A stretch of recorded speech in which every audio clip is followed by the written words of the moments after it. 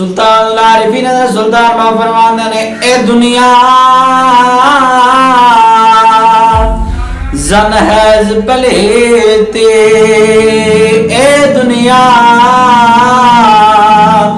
जन हैज पलेते ते हरगिज पाक न थीवे। आप फरमाते ने कि दुनिया जड़ी है पलीत है, दुनिया जन हैज पलीती, यानी कि दुनिया जड़ी है जन जड़ा इंदा जर दौलत पलीत है ते हरगिज पाक नहीं थींदा। ते जड़ा इंदा हो जावे पुजारी इंदी मोहब्बत करन वाला इंदे नाल जर ते दौलत दे नाल ओ भी फिर जल्दी पाक नहीं थींदा।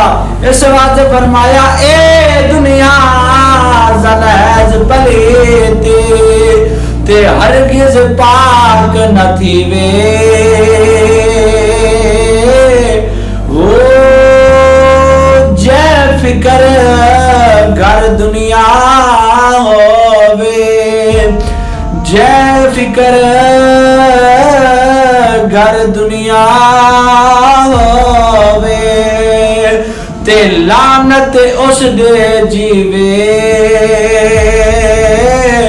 आप फरमाते ने कि जिंदे फिक्र दिल च ए घर दी ते दुनिया दी कि दुनिया ही लुटनी है, दुनिया ही कमानी है, दुनिया च ही रहना है ते उनदे वास्ते लानत ही जीवे, यानी कि उनदे ते लानत ही पैनियां ने, शाबाश को नहीं मिलनी किसी पासों।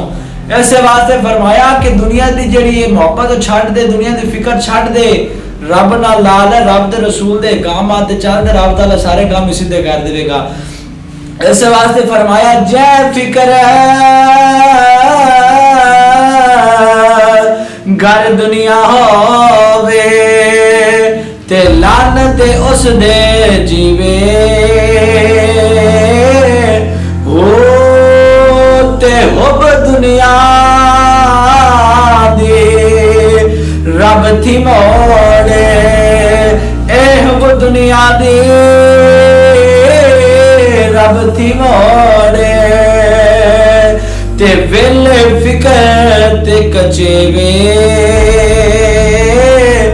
आप फरमाते ने कि जिन मोहब्बत दिल दे विच दुनिया दी उतर जाती है, जिन्नों मोहब्बत हो जाती दुनिया दे नाल, रब तो रस्ता उनका दूर हो जाता है ते फिर वेले फिकरा ते वेले फाके उन्होंने पैंदे ने, खुशहाली कोई नहीं आती। जदों तुसी दुनिया दे नाल मोहब्बत करन लग जासो तो रब दे रसूल दे कामां तो दूर हो जासो। इस वास्ते आपने फरमाया हुब दुनिया दी रब तू मोड़े, ए हुब दुनिया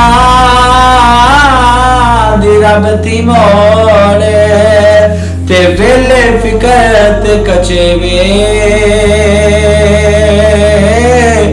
ओ तलाक दुनिया नो, तलाक दुनिया नो दे जे बाहो सच पुछीवे। आप फरमाते ने कि सह तलाक दुनिया नु देइए, इस फारसी दा अल्फाज सह तीन बोला जाता है। आप फरमाते ने कि तीन तलाक दुनिया नु देइए जे सच पुछीवे बाहू, अगर सच पूछना चाहना है तो तीन तलाक ही दुनिया नु देइए। इस वास्ते फरमाया कि सह तलाक दुनिया नु देइए, सह तलाक दुनिया नु देइए ते जे बाहू सच पुछीवे।